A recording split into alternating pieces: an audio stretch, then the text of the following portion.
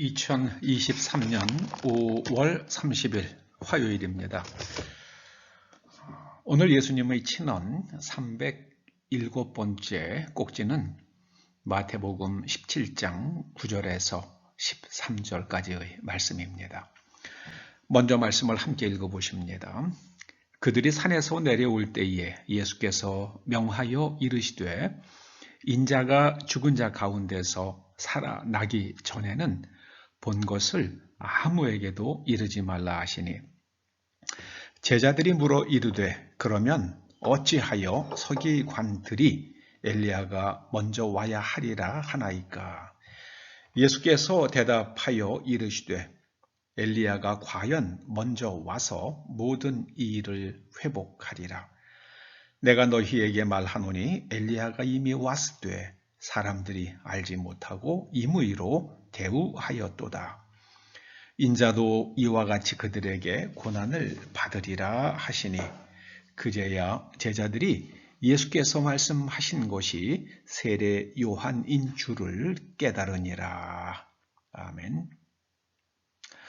예수님께서는 제자들에게 그들이 변화산에서 본 것을 주님께서 부활하시기 전에는 아무에게도 말하지 말라 말씀하십니다. 이유는 말해도 믿지 않을 것이기 때문입니다. 아무리 말해도 믿지 않을 사람에게 복음을 전하는 것은 마치 돼지에게 진주를 던지는 것이나 같습니다. 간증과 복음 전파는 타이밍이 중요합니다.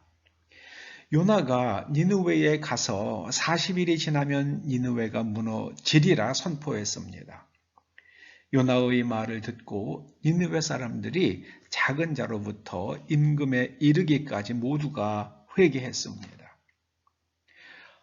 만일 요나가 더 일찍 갔더라면 어쩌면 그는 죽임을 당하고 말았을지도 모릅니다.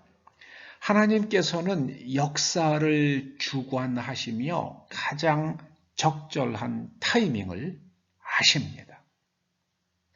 이스라엘 사람들은 타이밍이 딱 맞아 떨어지는 것을 보면서 아름답다고 했습니다. 예수님의 제자들인 베드로와 요한이 성전 미문에, 아름답다는 문이 있죠. 성전 미문에 앉아있는 날때부터 안전뱅이였던 사람을 일으키죠. 근데 그 미문이라는 말의 뜻이 타이밍의 문이에요. 타이밍의 문. 이스라엘 사람들은 타이밍이 딱 맞아떨어지는 것을 아름답다고 그렇게 여겼습니다. 한국인들은요, 아름답다는 게 뭡니까? 가슴 한가득 한아름 크기를 한국 사람들은 아름답다고 여겼습니다. 이스라엘의 아름다움은 타이밍입니다. 부활하신 후 주님께서 십자가에서 죽으시고 부활하신 후 승천하셨습니다. 그리고 성령이 오셔서 기름을 부어주시자 사람들이 비로소 모든 것을 믿기 시작했습니다. 모든 것을 믿기 시작을 했습니다. 복음을 전할 때에도 타이밍이 맞는지 성령님께 여쭈어 보시기 바랍니다. 저는 우리나라 상황을 보면서 참 하나님께서 정말 타이밍의 하나님이시라는 생각을 요즘 하게 됩니다. 여러분 2차 대전이 끝나고 온 인류가 자유민주주의와 공산주의로 둘로 딱 나눠졌잖아요. 그 냉전 체제가 만들어졌잖아요. 그런데 6.25 전쟁은 그 냉전 체제를 파괴하려고 소련이 무기를 대고 그 다음에 중국이 사람을 보내서 일으킨 전쟁이죠. 처음에 시작은 북한이 한 것 같지만 사실은 중공이 그 전쟁을 수행을 했죠. 중공이요. 그래서 우리의 주적은 중국입니다. 우리의 주적은 중국입니다. 그러고 나서는요, 이제 북한이 그때는 GDP가, 1인당 GNP가 남한보다 높았죠. 그러니까 이제 남한이 잘 살도록 해야지만 체제의, 이 자유민주주의 체제의 우월성을 입증할 수 있으니까 미국에서 한국에 남한의 원조도 주고 우리 대한민국의 원조도 넉넉하게 보내주고요. 또 우리가 만든 물건들을 아주 굉장히 좋은 조건으로 미국에 팔 수 있도록 그렇게 도와주었습니다. 그래서 우리나라가 이렇게 된 겁니다. 그리고 이번에는 또 미국과 중국이 밀월 관계로 들어가죠. 그리고 나서 그때에 우리는 중국이 우리에겐 주적인데 미국이 중국과 이제 악수를 하고 밀월 관계로 들어가니까 우리 남한은 할 수 없이 중국과 강제로 국교를 맺게 되죠. 그 연장선에서 우리는 또 러시아와 국교를 맺게 됩니다. 그리고 나서 러시아가 경제적으로 어려울 때에 우리가 돈을 빌려줬다가 그 대신에 그 돈을 제때 못 갚으니까 그 대신 많은 무기들을 받는데요. 그때 그 무기들을 연구해서 오늘날 한국의 방산 기술이 올라가는데 상당히 많은 도움이 됐다고 그러죠. 그리고 중국이 뭐 만들어서 팔고 싶은데 만드는 기술이 없잖아요. 그러니까 한국에서 수십만 명의 기술자들이 중국에 가서 돈을 벌겠다고 갔습니다. 그래서 뭐 수많은 기술을 전해 주었죠. 그래서 오늘날 중국을 저렇게 만든 것은 한국의